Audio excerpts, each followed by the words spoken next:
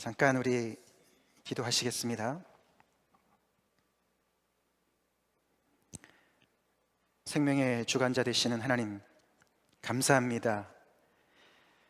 저희를 빛 가운데로 인도하시고 생명으로 인도하신 주님께 저희가 오늘 몸과 마음을 다해서 예배드리게 하시고 주님의 말씀 앞에 또 무릎 꿇고 경청하게 복된 시간을 인도해 주신 것을 감사드립니다. 하나님, 이 시간을 온전히 주님께서 주장하시사 인간의 생각이나 인간의 뜻으로 좌지우지되는 예배가 아니라 성령님께 온전히 맡겨진, 하나님께 맡김받은 그런 예배가 되게 될 간절히 기도합니다.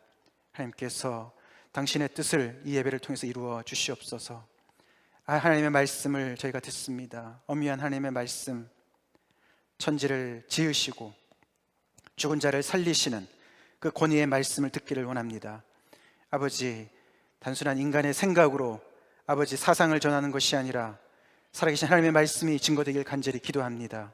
하나님의 말씀이 선포될 때에 하나님의 말씀만이 이루실 수 있는 일을 이루시길 간절히 기도합니다. 저를 도구로 사용하여 주시옵시고 저의 연약함을 주님께서 하시오니 주님의 장중에 붙잡아 주시옵시고 저의 생각과 입술을 주장하시사 아버지 정말 대원자로 아버지 하나님의 사명을 감당할 수 있도록 축복해 주시옵소서. 예수님 이름 받들어 간절히 기도 올려옵나이다. 아멘. 오늘의 우리 말씀 본문은 데살로니가 전서 1장 말씀입니다. 우리 1절부터 10절까지 같이 한 목소리 읽겠습니다. 시작. 바울과 실로아노와 디모데는 하나님 아버지와 주 예수 그리스도 안에 있는 데살로니가인의 교회에 편지하노니 은혜와 평강이 너에게 있을지어다.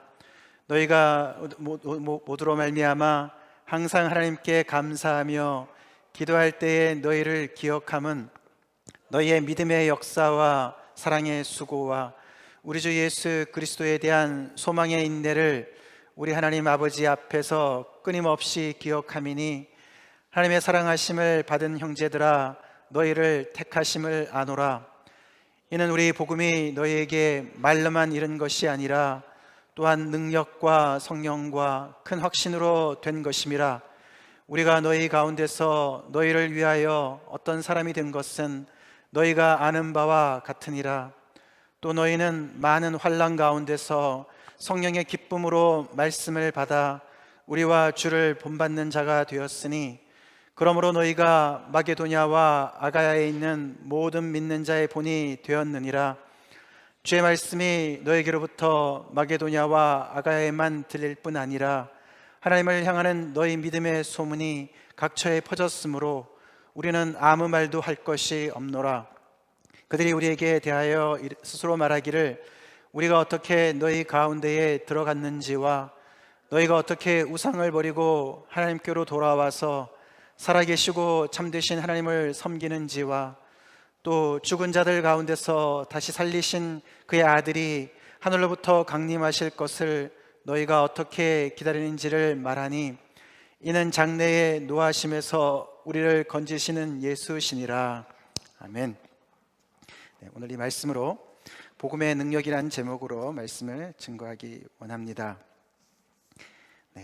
요즘에 계속 복음 전도에 대한 말씀, 관련된 말씀을 증거하고 있는 중에 있고 사실 지난주에 복음 전도란 한 거지가 다른 거지에게 어딜 가면 먹을 것이 있는지를 말해주는 것이다 라는 이제 찰스 스펄전 목사님을 말씀을 증거로 기준으로 말씀을 드렸습니다. 사실 우리가 복음을 증거할 때 내 스스로가 거지였었고 내가 하나님을 알게 됨으로 말미암아 충만한 풍성한 양식을 먹었다는 것을 다른 아직 모르는 다른 거지에게 말씀을 증거하는 것이다. 이제 그걸 우리가 복음 전도라고 얘기를 했습니다. 사실 어렵죠. 거지라고 그런 때 참 이렇게 좀 기분이 나빠집니다. 왜 내가 거지냐? 그렇게 우리가 생각이 들지요. 근데 사실 우리가 그것도 사실 힘들지만 사실 성경은 더 심한 이야기를 합니다. 우리가 뭐든지 필요가 있어야지 우리가 원하게 됩니다. 그렇죠? 복음도 내가 필요를 느끼지 않으면은 다 딴 사람 이야기로 들리게 되지요. 그래서 우리가 이렇게 굶어본 적은 가끔씩 있지 않습니까?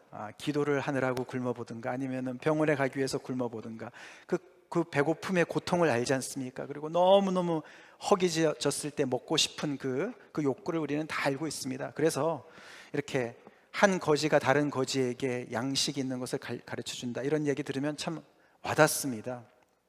근데 사실 성경은 우리를 거지 이상으로 어떻게 보면은 죽었다라고 얘기를 하지 않습니까? 하나님을 떠나 있는 인간의 상태를 죽었다라고 표현을 해요. 그러니까 시체라는 말이에요.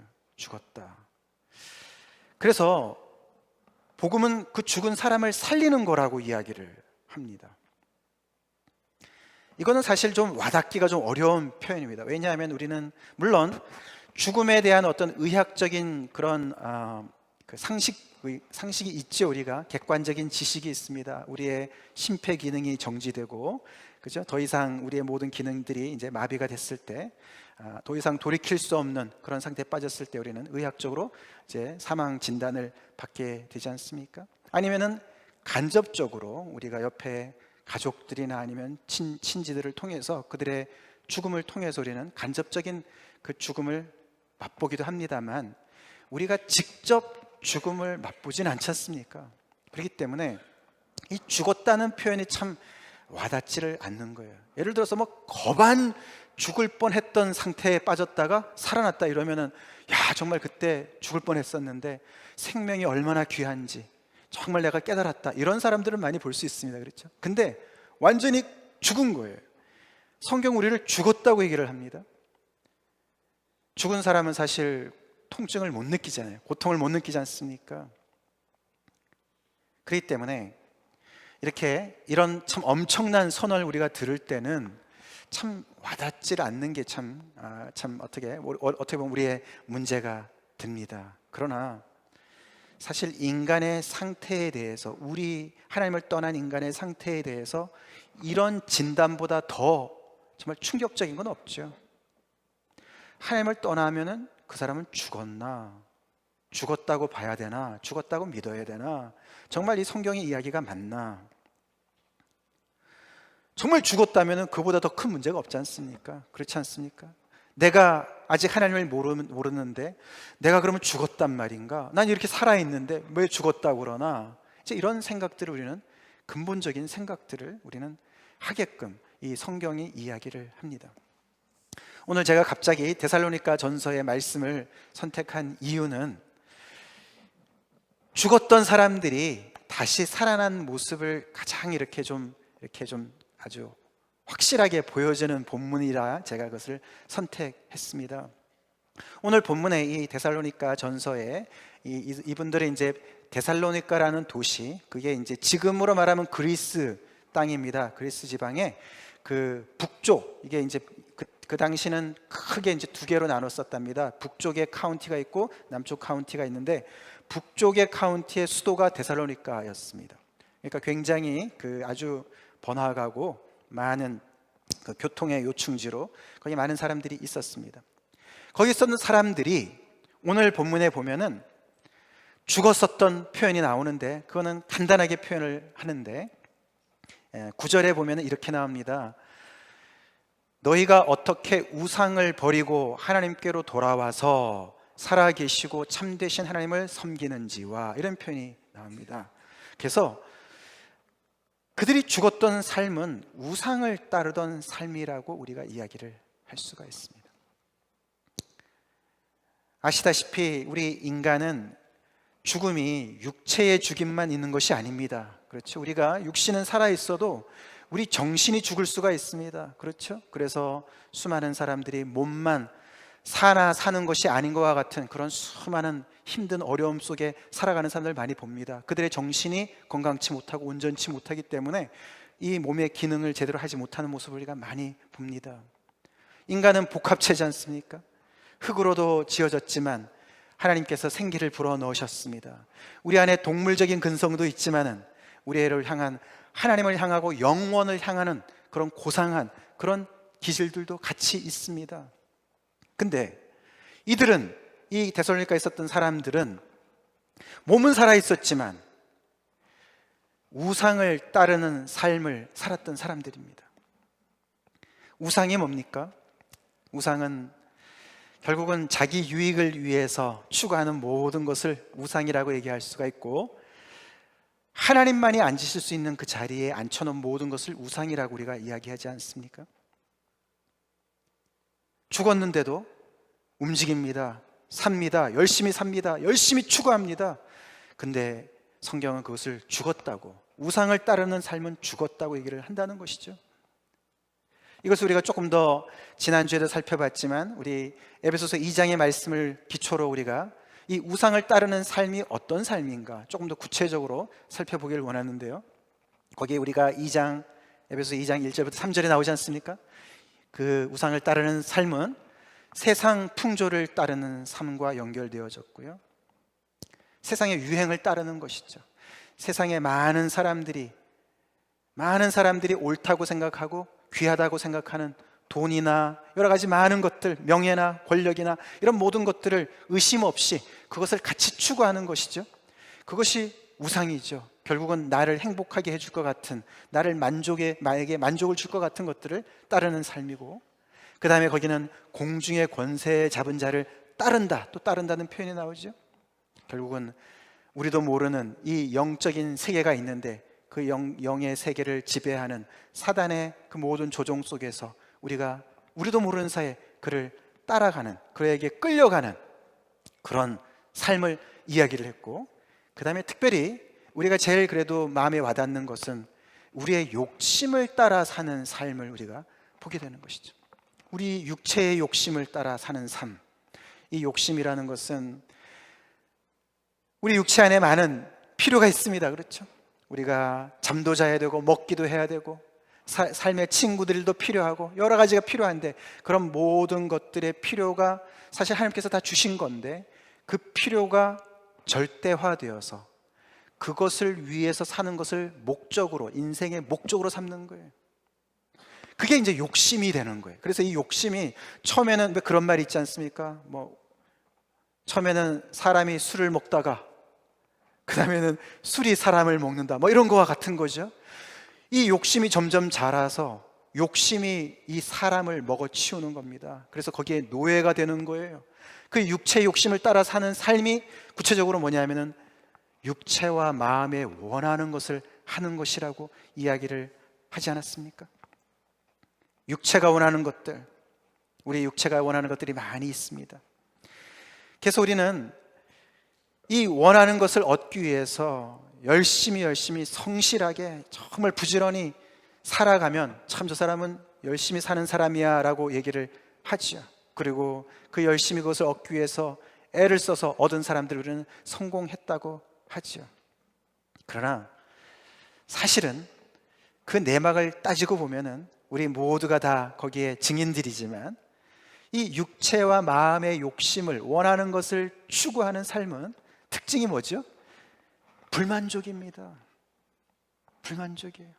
아무리 돈을 많이 벌었어도, 아무리 자기가 원하는 것을 가졌어도 그보다 더 크고 더 좋은 것을 향해서 계속해서 끊임없는 그 욕심을 우리는 제어할 수가 없습니다. 그래서 특징이 불만족인 거예요.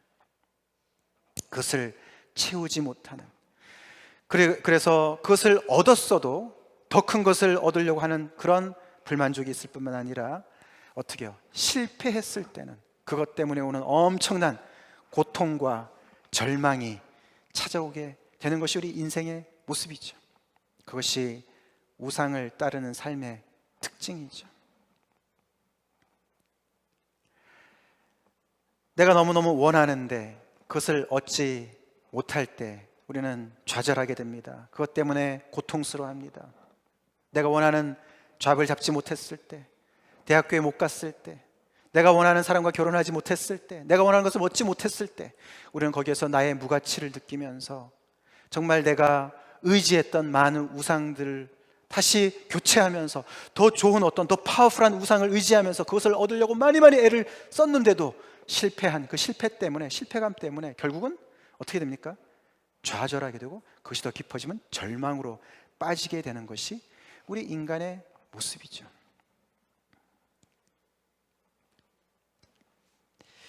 그래서 우리는 참 하나님께 감사해야 되는 것이 있습니다. 하나님을 떠나 있는 우리 인간 속에 아직도 고통을 느낄 수 있는 그런 마음을 주신 것과 절망하게 되는 그런 마음을 주신 것이 우리는 감사해야 돼요. 여러분이 혹시나 삶에 깊은 그런 회의와 갈등이 있으십니까? 그러면요, 그것은 바로 고통이나 절망은요, 영원을 향하는 마음이 여러분들 안에 있기 때문에 그런 줄로 믿으시기 바랍니다. 아직 자취가 남아있는 거예요. 내가 이 육체의 이 욕심으로 내가 만족되지 않은 상태, 그런 존재라는 것을 간접적으로 얘기해 주는 거예요. 그래서 이런 절망이나 고통을 우리는 이겨나가기 위해서 많은 다른 일들을 하지요. 다른 것으로 잊으려고 합니다. 더 다른 쾌락을 찾아서 잊으려고 하고, 애써 잊으려고 하고, 다른 어떤 것을 향해서 우리는 계속 추구하면서 그걸 잊어버리려고 하는데, 그러지 말아야 돼요. 우리는 그 절망에 사실은 직면해야 돼요. 그리고 그것을 통해서 우리는 좋은 기회로 삼아야 돼요. 어떤 기회로 삼아야 됩니까? 내가 지금 의지하고 있는 이 모든 것들이 나에게 주지 못하는 그 만족을 내가 계속 추구하고 있는 이런 상태, 그래서 내가 원하는 것들을 얻게 하지 못하는 이런 상태, 그 상태에 대해서 우리는 사는 게 뭔가, 왜 사나, 이런 근본적인 질문들에 우리는 맞닥뜨려야 되는 것이죠.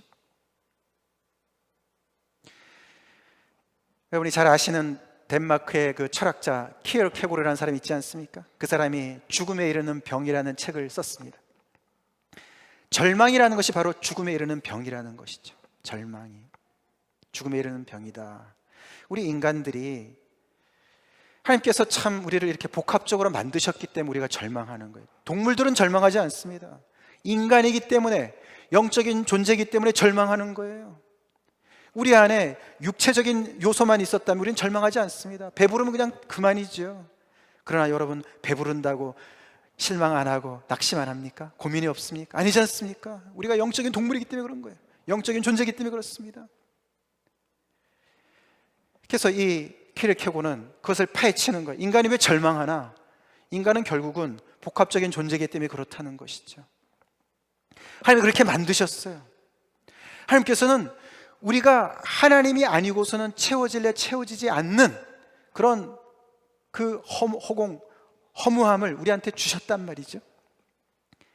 그래서 이 죽음에 이르는 이런 절망을 통해서 그 앞에서 우리는 어떻게 해요? 거기에서 어떤 사람은 극단적으로 자살을 선택하는 사람도 있지만 그거는 정말 엄청난 잘못이죠.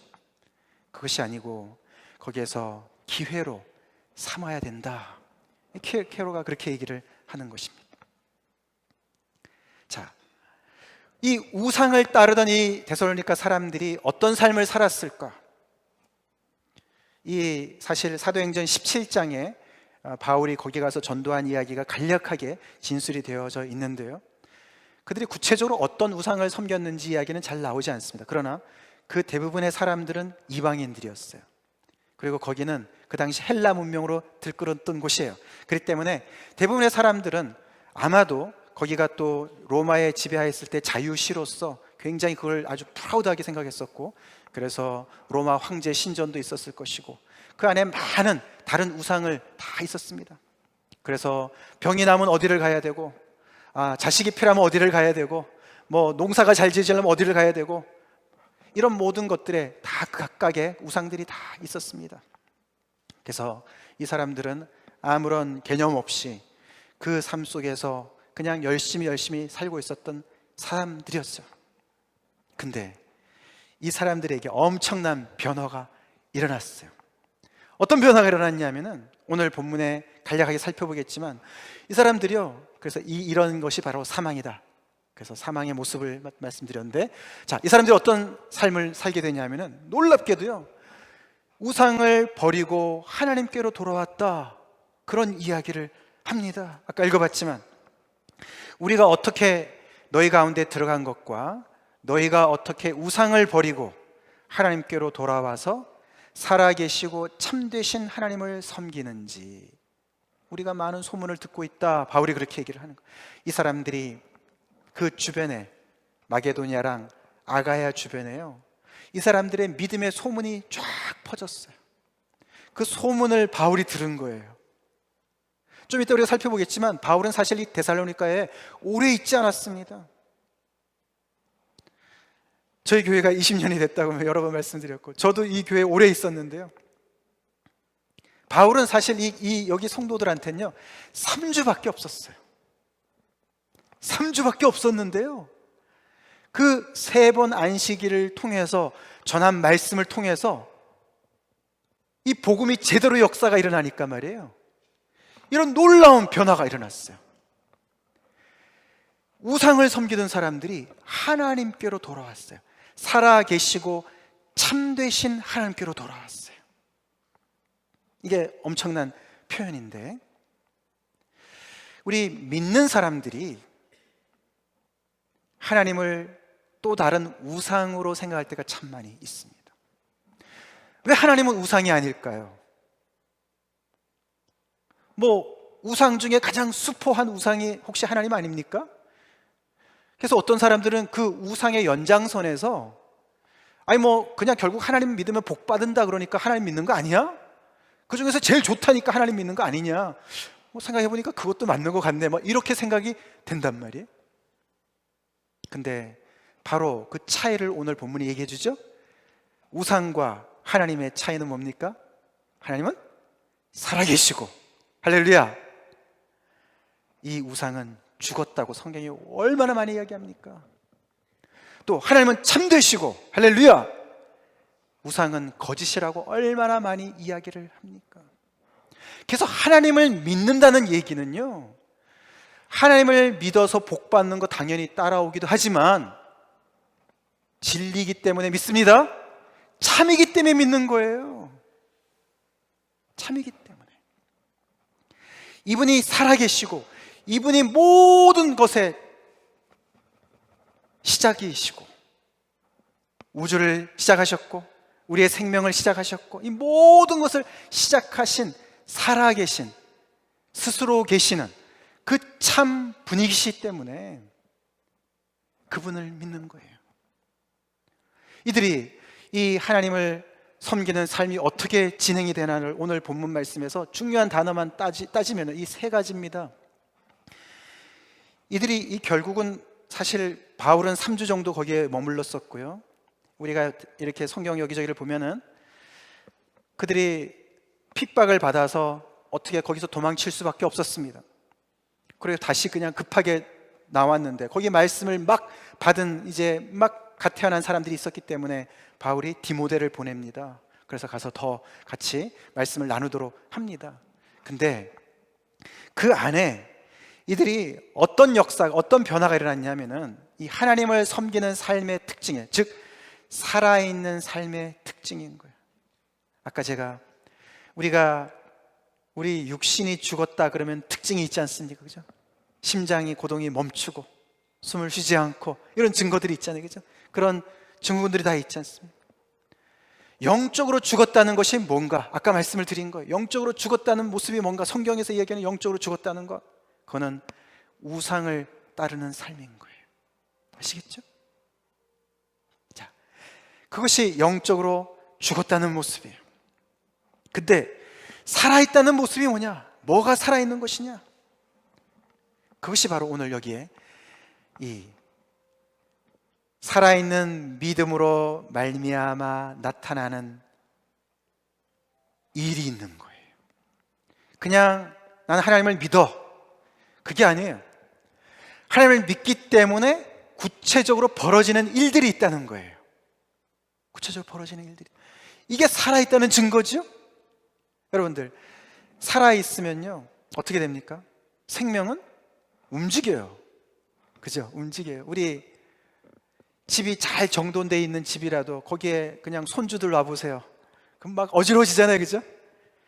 사실은 이 데살로니가 전서에 가서 복음을 전할 때 거기 있는 사람들이 이 바울과 그 믿는 사람들을 막 핍박하면서 뭐라고 얘기하냐면요, 천하를 어지럽게 하던 자들이 여기까지 왔다, 이렇게 얘기를 해요. 그래서 이게 생명이 들어오면 어지럽게 하는 역할을 하는 거예요. 물론 그거는 이제 뒤집는다 이런 뜻이 있어요. 그래서 굉장히 급진적으로 이 그동안에 그대로 이렇게 그냥 죽어 있는 거는 정리정돈되면 그대로 있지 않습니까? 그죠? 근데 그걸 막 틀렸다 그러고 말이죠. 이거는 고쳐야 된다 그러고 말이죠. 막 거기에서 이것은 우상이라 그러고 말이죠. 이거는 진리가 아니라고, 이건 거짓이라 그러고 말이죠. 이건 죽은 것이라 그러고 말이죠. 그래서 그동안에 그냥 그 안에서 잘 먹고 잘 사는 줄 알았던 사람들한테 당신은 지금 우상을 섬기고 있는 것이라고 막 그렇게 들쑤셔 나가죠 말이죠. 천하를 어지럽게 하던 자들이 여기까지 왔다, 그렇게 핍박을 합니다. 그 일이 이 사람들한테 일어난 거예요. 하나님을 믿게 되니까요, 어떤 역사가 일어났습니까? 아까 읽어봤지만 우상을 버리고 그 거짓의 실체를 깨닫게 되고, 그것이 정말 나에게 온전한 행복을 주는 것이 아닌 것을 알게 되고, 그것을 버리고 하나님께로 돌아와서 하나님을 섬기는 삶을 살게 됐다. 그 말은요, 그 당시에 많은 사람들에게부터 핍박을 받았다는 말과 동일한 말입니다. 일단은 그 사람들이, 대부분의 사람들은 유대인들이 아닌 이방인들이었지만 그들이 경건한 헬라인들과 귀부인들이 있었다, 이렇게 표현이 나오는데요. 근데 이 사람들이 그러면 당장 그 회당으로부터도 출교를 당했을 것입니다. 예수님을 믿게 되기 때문에 출교를 당했어요. 그리고 그 유대인들이 누렸던 많은 또 혜택도 있었지만 이 헬라인들이 누렸던 혜택들, 로마 시민으로서 누렸던 혜택들이 많이 있었거든요. 그런 것으로부터 다 이렇게 배제가 되는 일을 당하게 되는, 그럼에도 불구하고 진리 되시는 하나님을 붙잡게 되어서 하나님께로 돌아온 것 때문에 어떻게 해요? 과감히 자를 건 자르고 버릴 건 버리고 결단할 걸 결단한 줄로 믿으시기 바랍니다. 이게 생명이라는 거예요. 이게 하나님을 믿는다는 것이에요. 그 역사가 있었다는 거예요. 그 다음에 이들의, 바울이 그렇게 표현해요. 사랑의 수고가 있었다. 생명의 증거를 얘기하는 겁니다. 내가 지금 하나님을 믿는데 나는 살아있나? 허물로 죽었던, 허물과 죄로 죽었던 내가 살아났다고 얘기할 때 이 증거를 여러분이 한번 살펴보시기 바랍니다. 사랑의 수고, 사랑도 말로만의 사랑이 아닌 것이죠. 사랑을 하니까 어떻게 해요? 수고를 하게 됐죠. 데살로니가 전서를 쭉 살펴보면 그들은 형제 우애가 너무 돈독했던 것을 알 수 있습니다. 내가 더 거기에 너네 형제를 사랑해라 말할 필요가 없다. 너네가 얼마나 서로가 사랑하는지 그렇게 얘기를 합니다. 이들이 얼마나 서로 사랑했으면요, 이 사랑의 울타리가 자기네 형제를 넘어서서 그 마게도니아 지방을 넘어섰고요, 그 다음에 아가야 지방까지 다 흩어졌어요. 그래서 믿음의 소문이 퍼졌어요.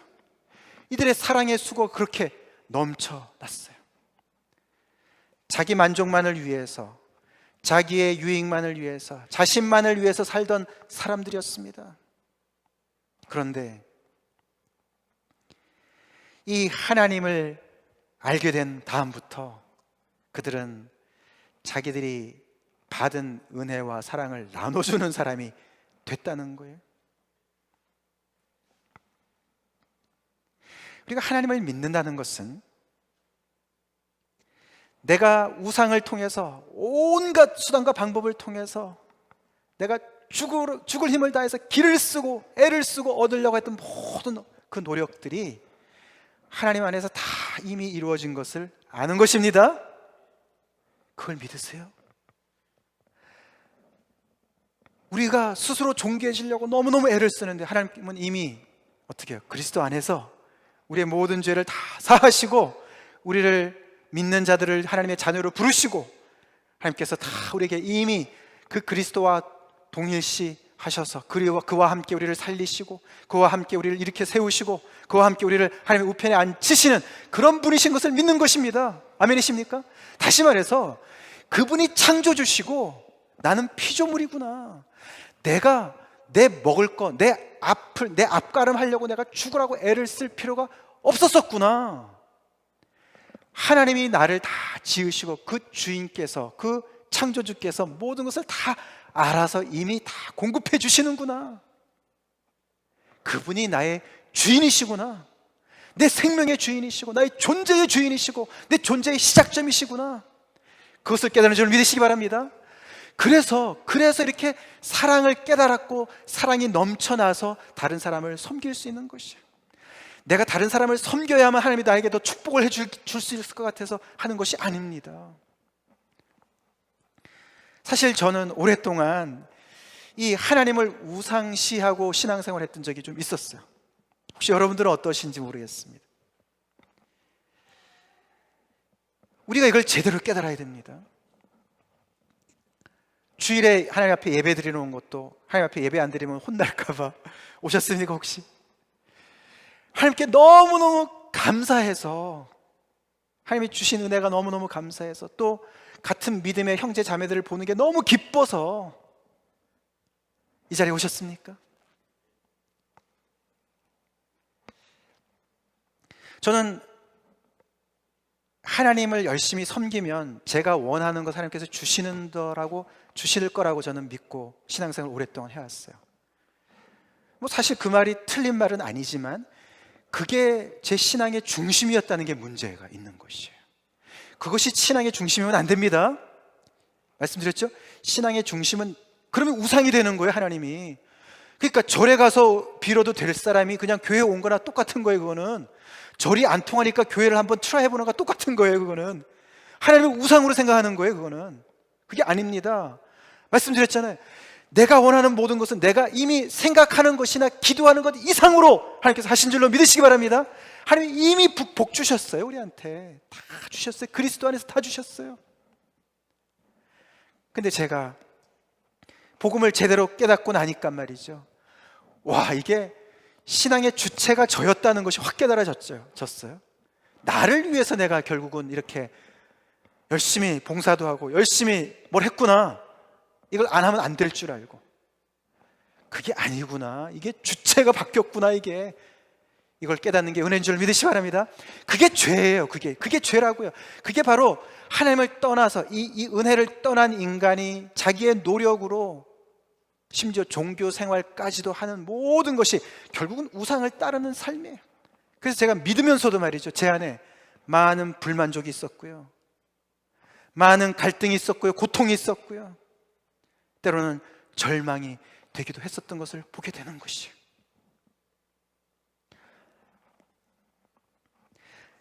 그 다음에 이 세 번째가 소망의 인내라는 것이에요.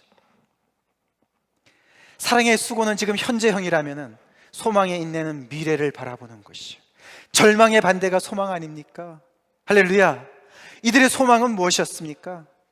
10절에 보면은 그들이 그렇게도 사모하는 영광의 주 그리스도 예수를, 그분이 다시 오실 날을 그렇게 사모하는 겁니다. 할렐루야. 여러분, 정말 그리스도인이라면, 왜 그리스도인이라고 합니까? 크리스천이라는 건 크라이스트에다가 IAN을 붙여서 크리스천이라고 그러지 않습니까? 그죠? 그리스도의 사람이라는 거죠. 그래서 우리 이 그리스도인들은요, 그리스도를 빼면 아무것도 아니에요. 남는 게 없어요.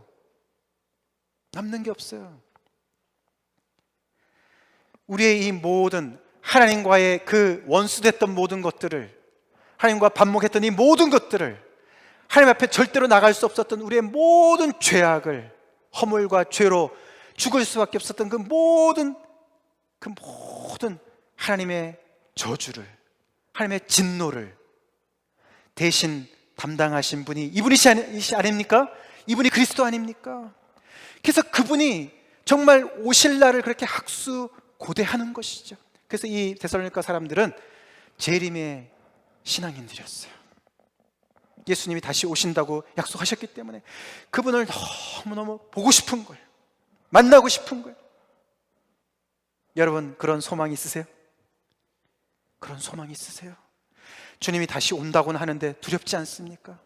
아직 내가 못한 거 너무나 많고 불순종한 거 너무 많고 제대로 한 것도 없는데, 한 달란트를 땅에 파묻고 있었는데 오시면 곤란해요. 우리 대부분이 그렇지 않습니까? 내가 어떻게 살았냐, 이런 것도 중요하겠지만 그만큼 그리스도의 강림을 사모한다는 얘기는요, 고통 중에 있다는 이야기고, 예수님을 제대로 믿게 되면 얼마나 고통이 심합니까? 저항이 얼마나 심합니까? 천하를 어지럽게 하는 자들이라고 하기 때문에 그 핍박이 너무도 심한 거예요. 조용히 시키려고 하는 것이죠. 마치 우리가 죽은 나사로를 살렸던 예수님께서 결국에는 더 큰 핍박으로서 그 대제사장들과 그 종교 지도자들이 가만히 놔두면 안 되겠다, 이건 너무나 어지럽게 하기 때문에, 아니 죽은 사람은 가만히 놔둬야지, 무덤 속에 있게 만들어야지, 그 죽은 사람을 다시 살려놓으면 어떻게 하냐, 이 어지럽게 만드냐 도대체. 그래서 다시 그 한 사람이 죽어서 이 민족이 살아야 되는 것이 아니냐, 괜히 이렇게 자꾸만 어지럽게 했다가 로마가 다시 들어와가지고 우리를 정복하면 어떻게 하냐. 그래서 그들은 너무나 두렵게 이 엄청난 부활의 이 기적 앞에서 말이에요, 생각해 보세요. 그만큼 인간은요 현상 유지의 노예들이에요. 여러분 정말 변화를 원하십니까? 그러면 예수님 믿으세요. 인생이 너무너무 정말 지루하고 너무너무 무료하십니까? 예수님을 믿으시기 바랍니다. 예수님을 믿을 때 참 생명이 들어가게 되면 가만히 있을 수가 없는 거예요. 이게 살아있는 사람의 모습인 것이에요. 그래서 가둘 수 없는 그 생명력 때문에 결국은 그것이 넘쳐나서 예수님을 그렇게 다시 오시는 것을 소망하는 것이죠. 이 세상에 우리 복음이 선포된 지 2000년이 넘었는데 어떻게 해요? 예수님의 이 복음 때문에 세상이 더 살만한 곳으로 변화돼야 되는데 참 안 그렇게 되죠, 그렇죠? 정말 어떻게 세상이 어떻게 돌아가는지 너무너무 정말 더 혼란과 어려움 속에 빠져들어가고, 참 미국의 앞날도, 세상의 앞날도 너무 암담하고 그렇지 않습니까? 그렇기 때문에 우리의 참되신 왕이신 그리스도께서 다시 오신다면 얼마나 좋겠습니까? 오셔서 모든 것을 다 바로잡는 날이 속히 오기를 우리가 얼마나 학수고대해야 되겠습니까? 여러분 기대하십시오. 고대하십시오. 그렇게 기도하십시오. 주님 속히 오십시오. 오십시오. 마라나타. 그것이 성경의 맨 마지막의 결론 아닙니까? 주여 오시옵소서. 주여 오시옵소서. 주님이 오셔서 모든 것을 다 바로잡는 그 새하늘과 새 땅을 바라보는 그 소망 가운데 살아가는 것이 우리 믿는 사람들의 삶이 아닙니까? 이런 삶이 있기 때문에 우리는 환난 중에서도 기쁨이 있는 것이고 소망이 있는 것이에요. 여기 우리 6절에 보시면 또 너희는 많은 환난 가운데서 성령의 기쁨으로 말씀을 받아. 이들이 그냥 환경이 좋기 때문에 기쁜 것이 아니었습니다. 많은 환난 중에 성령의 기쁨으로 기뻐했다 그랬습니다. 이게 살아있는 모습입니다. 여러분 이런 기쁨이 있으세요? 이런 기쁨이 있으시다면 살아있는 거예요. 하나님의 눈에 살아있는 모습이에요. 절망 가운데서도요 주님의 다시 오실 날을 바라보고 하나님의 나라를 바라보고 결국 하나님께서 승리하실 것을 소망하면 그 사람이 살아있는 것입니다. 살아있는 것이에요. 이들이 어떻게 이렇게 정말 짧은 시간 안에 바뀔 수 있었느냐? 그것은 다름 아닌 이게 생명의 모습이고, 다름 아닌 거기 가서 말씀을 전해준 이 바울과 그 일행이 있어서 그런 거 아닙니까? 사도행전 17장에 여기서 우리가 잠깐 보겠습니다. 이 바울이 이전에는 빌립보, 이 유럽 지방에는 빌립보가 제일 처음이었고 그 다음에 간 데가 데살로니가인데, 데살로니가 가기 전에 암볼리아와 아볼로니아라는 데를 지나가서 아마 거기서 잠깐 쉬면서, 데살로니가 목적이었습니다. 거기가 큰 도시이기 때문에 거길 가서 유대인의 회당이 있었습니다. 거기 들어갔습니다. 그래서 바울이 자기의 관례대로 늘 하던 대로 유대인의 회당에 가가지고 새 안식일에, 그랬죠, 그러니까 3위기죠, 성경을 가지고 강론했다 그랬습니다. 이게 복음 전도예요. 바울이 거기 가서요 너에게 어떻게 하면 행복하게 살 수 있느냐, 어떻게 하면 성공할 수 있느냐, 이런 얘기한 것이 아닙니다. 바울이 거기 가서 뭘 했다고요? 진리의 성경 말씀을 가르쳤다는 얘기예요. 우리 그래서 성경 말씀 열심히 배우셔야 됩니다. 성경의 말씀만이 우리에게 참 진리를 가르치기 때문에 그런 것이죠. 그래서 이게 가르쳤는데 그냥 가르친 것이 아니라 뜻을 풀어서 설명했어요. explaining 했습니다. 뜻을 풀어서 뭐를 가르쳤냐면 성경의 그 방대한 내용에 그리스도가 핵심이었습니다. 그리스도를 핵심인데, 그리스도가 해를 받고 죽은 자 가운데서 다시 살아나야 할 것을 증언하고 프루브했다는 거예요. 증명하고 이르되 내가 너에게 전하는 이 예수가 곧 그리스도라, 이렇게 전했다 그랬어요. 이렇게 전하니까 반응이 나타나기 시작했는데, 아까 말씀드린 대로 경건한 사람들과 많은 사람들과 몇몇의 귀부인들이 관심을 가지고 바울에게 더 듣기를 원했고, 그래서 3주 동안 있는 동안에 그들이 중심에서 교회가 탄생이 된 거예요. 반면에 유대인들은 어떻게 했습니까? 아까 말씀드린 대로 이 바울이 거기 야손이라는 사람의 집에 묵었었는데, 거기 가서 바울을 체포하려고 갔는데 이미 없어진 때니까 야손을 불러다가 그 야손을 막 이제 구박하고 말이죠. 때리고 말이죠.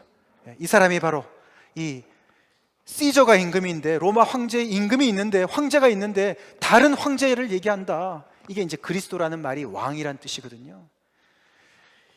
이 바울이 와가지고 말이죠, 이 황제가, 로마 황제가 아니야. 그 황제는 가짜고, 진짜 황제가 있는데 그 황제는 성경에서 이야기를 했고 성경에서 예언되었고, 그 예언대로 이 황제가 환난을 받고 많은 해를 받고, 그 해는 우리가 받아야 되는 것이었는데 대신 받고서 죽으셨었어. 그런데 그 죽으셨던 그 왕을 하나님께서 다시 살리셔가지고 부활시키셔서 하나님 우편에 지금 앉아 계셔서 지금 황제로서 모든 것을 통치하고 계셔. 그 황제에게 무릎 꿇어야 돼 라고 전하는 것이에요. 그러니까 이 사람들이 그것을 정치적으로 딱 바꿔가지고 다른 황제를 전한다, 이 정치범들이다, 이렇게 몰아붙인 것이죠. 유대인들이 그렇게 했던 것이, 이렇게 반응이 갈렸던 것입니다. 그래서 이들이 이렇게 죽었던 사람이 다시 살아나는 데 있어서 결정적인 메시지는 뭐라고요? 예수가 곧 그리스도라는 것을 믿는 것입니다. 다른 거 없어요. 이 나사렛 예수, 2000년 전에 이 땅에 마리아의 배에서 태어났던 그 예수, 그러나 성령으로 잉태되신 그 예수가 곧 하나님의 아들이시자 그분이 바로 하나님으로서 우리 죽은 우리를 살리시기 위해서 육신의 모양으로 오셔서 우리의 모든 것을 경험하시고 우리를 불쌍히 여기시고 채율하시고, 더 나아가서 우리의 죽음을 대신 죽으시고 우리가 감당해야 될 모든 죄값을 다 감당하신, 그리고 그리스도가 되신 그분을 믿어야만, 그것이 바로 복음의 메시지고요. 다른 거 아무리 전해도 그걸 전하지 않으면 복음이 아니죠. 하나님께서 우리 인류에게 살 길을 딱 하나 만들어 놓으신 그 한 가지 솔루션이 바로 이거예요. 이 예수가 그리스도다. 예수가 그리스도, 예수가 왕이다. 나의 왕이다. 그래서 아까 말씀드린 대로 우상을 따르는 삶은 서로 이용하는 삶이에요. 우상한테도 뭐 갖다 먹을 거 갖다 주고, 우상이 나한테도 또 축복해 주고, 우리가 하나님도 서로 이용하는 관계가 절대로 되어서는 안 됩니다. 하나님 앞에서는요, 이 그리스도의 왕권 앞에서는 무릎 꿇는 길밖에 없습니다.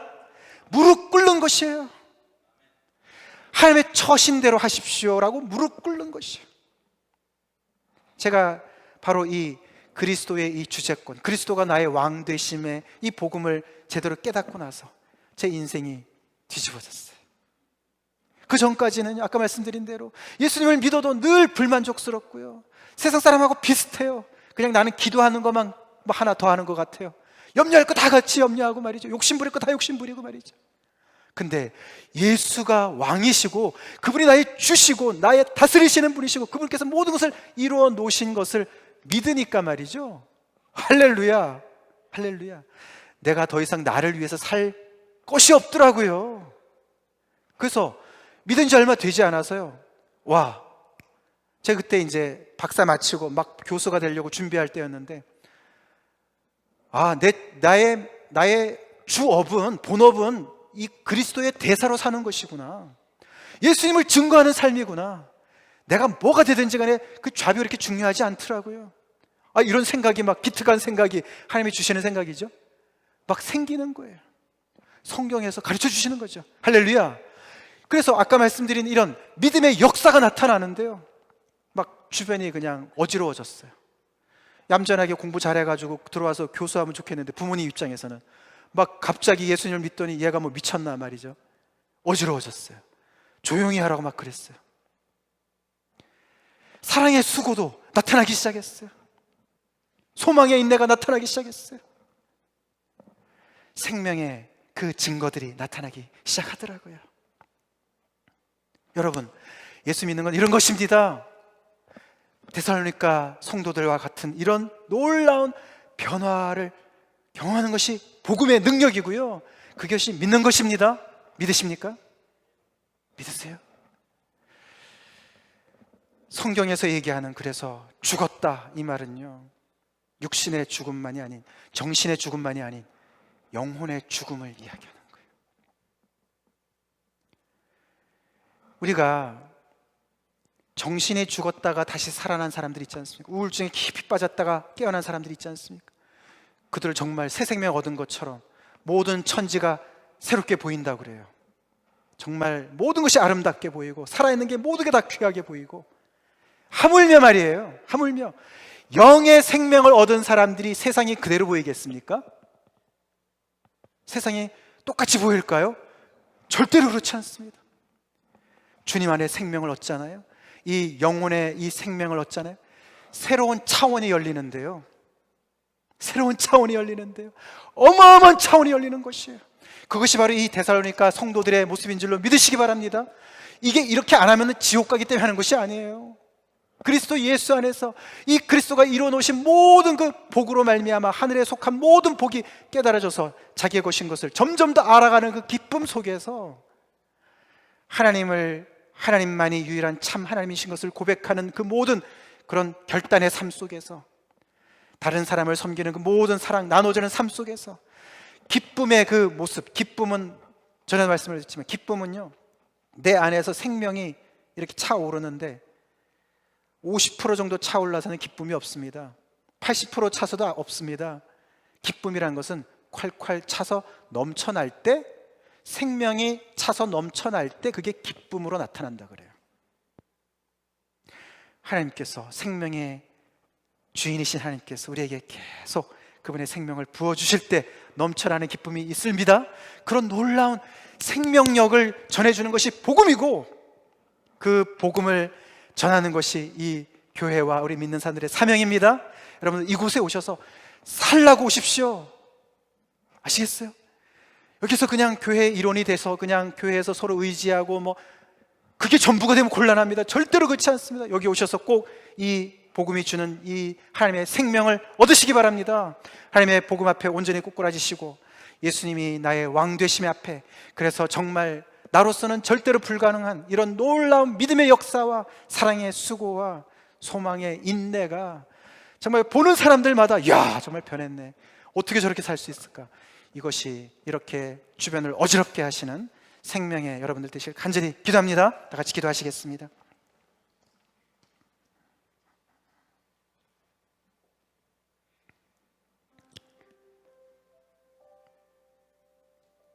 오늘 말씀을 들으시고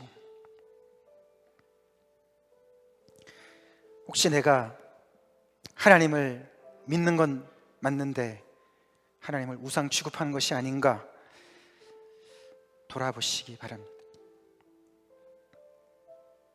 내 깐에는 열심히 사는 것 같지만 성경의 기준으로 보니까 내가 죽었구나, 나는 우상만 열심히 쫓고 있었구나, 내 마음의 욕심, 육체의 욕심, 그 저급한 거는 안 쫓았을지 모르지만 마음의 욕심, 그 마음의 욕심이 아무리 고상하게 보여도 다 죄지요.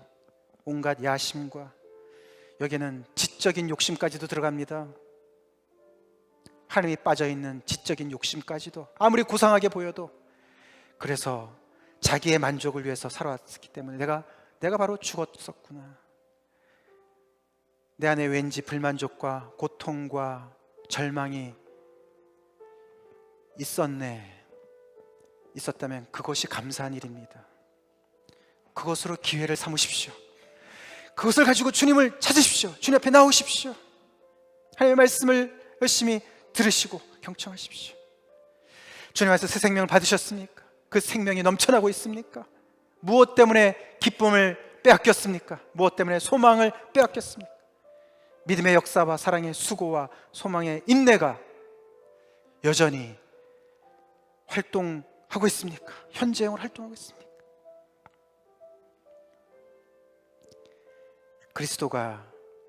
예수가 그리스도인 그 놀라운 그 선언 앞에 내가 온전히 무릎 꿇지 않으니까 시시한 신앙인의 삶을 살고 있지 않습니까? 사나 사는 것 같지 않는, 여러분 얼마나 주변을 어지럽게 하고 계십니까? 죽은 나사로 본인은 아무것도 몰랐지만 가장 많이 슬퍼했던 것은 옆에 있었던 마리아와 마르다였습니다. 산 사람이 죽은 사람을 불쌍히 여기죠. 여러분 살아 있습니까? 복음 때문에 살아 계십니까? 그렇다면 영으로 죽어 있는 사람을, 가족을 위해서 정말 애타는 그 심정을 가져야 되지 않겠습니까? 그를 위해서, 그 구원을 위해서 정말 동분서주 온갖 백방으로 기도와 모든 것을 하면서 하나님 앞에 그 영혼을 맡게 되지 않겠습니까? 다 같이 기도하시겠습니다. 살아계시고 참되신 하나님 아버지,